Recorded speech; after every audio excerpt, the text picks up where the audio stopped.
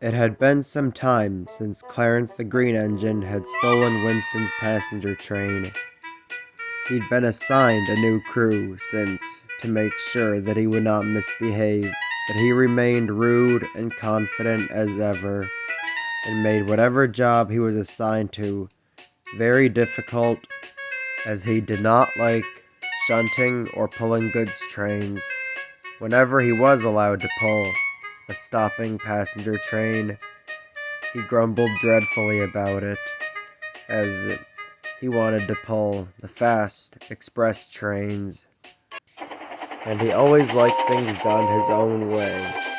And whenever he felt threatened or outshined by another engine, he would shout out condescending remarks. "Hey, you're going too fast! Slow down! Ugh, you big engines are too fat!" Eventually, as more and more of the loaned engines were sent back to their railways, Clarence began to worry that he would be one of them. "I just don't understand, 87546, he moaned one day. "I've brought greatness to this railway, and yet I might end up being sent back to that old scrap iron of a railway. How can I prove that I deserve to be here?" "Why don't you just show them that you're meant to be here?" said 87546. He was his only friend, alongside 98462 and Alid Greedy. "What a brilliant idea," he steamed, and he puffed away. The next morning, Clarence woke up bright and early, giggling to himself at his plan. "What a clever plan! What a clever plan!" he grinned.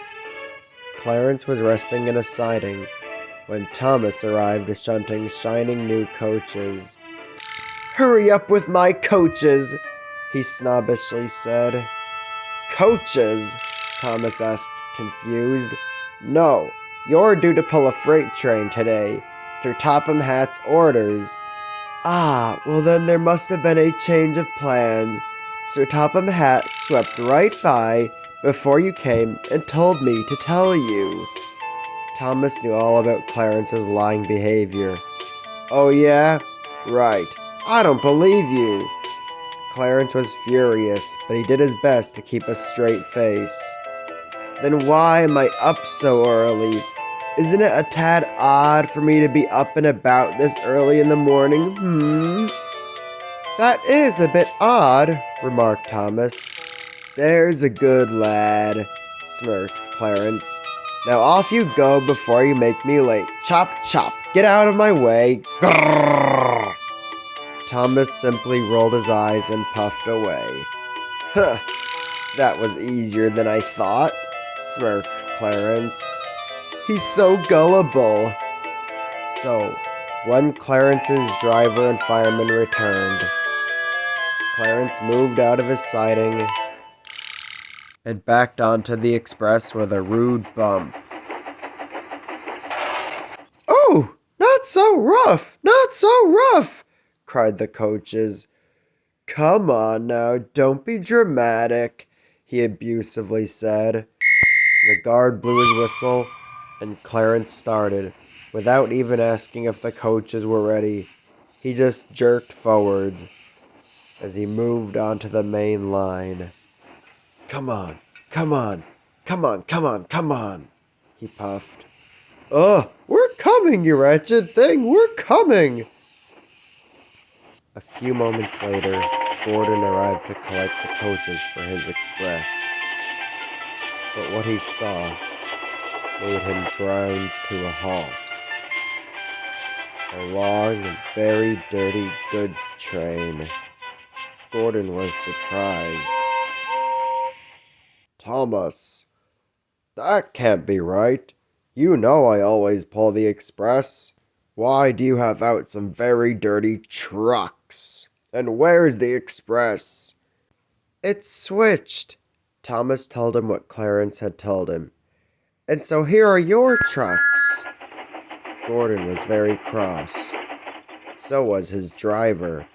"Wait till Sir Topham Hatt hears about this," He was very cross that he had to pull a freight train which he felt was beneath him, and to make him even angrier than he already was, he was facing the wrong way, so he had to find a turntable to be turned right side around so he could pull the freight train.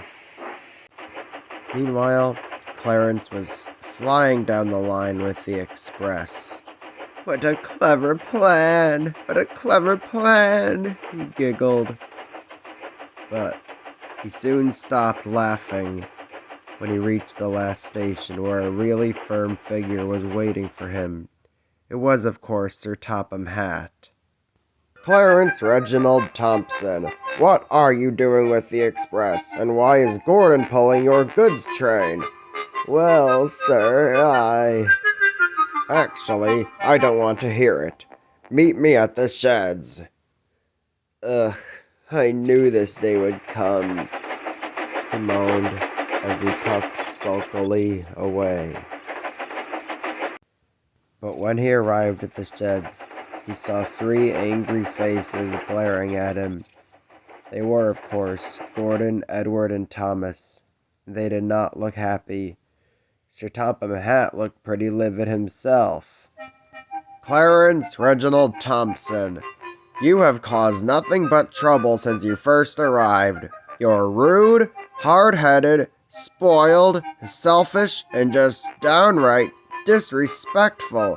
You are nothing like my purchases that actually worked out. Take a look at these 3 engines behind me, and look at how different they are compared to you.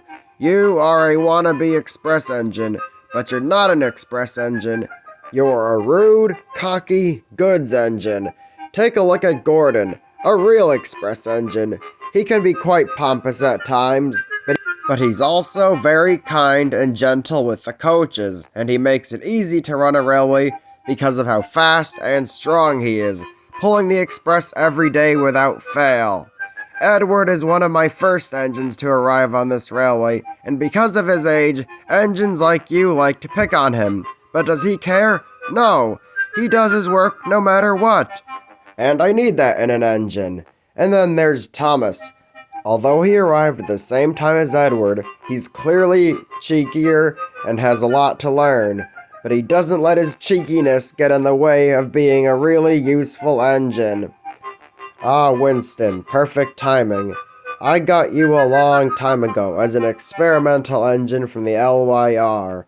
Though you are an experiment, Winston, you're a really useful engine. You're very wise and savvy, and use your wisdom to help out the younger engines. That is really useful. And today, Clarence, you sprayed dark smoke all over his lovely red paint. It's clear to me that you're nothing but a prideful express engine." "But sir, I didn't come up with this plan. 87546 told it to me." "I know, and I've had a stern talking to with him. But it's your fault for following his orders. And I spoke with him, and he did not tell you to steal the express. He told you that you must stand out from the rest. That is not what you did. You stole the express. 87546 is punished, but you are in trouble." "But sir, I was only trying to improve this godforsaken, rusted old—" "Silence! It is clear to me that bringing you here was a mistake on my part. Return back to the LNER at once. And I shall talk to your controller about having your name nullified so you don't further disgrace the man who illustrated our books." The green engine puffed sulkily away, with everyone glaring at him as he went. But the moment he left, Gordon suddenly got a sharp pain in his safety valve. But I won't say any more, or I shall spoil the next story.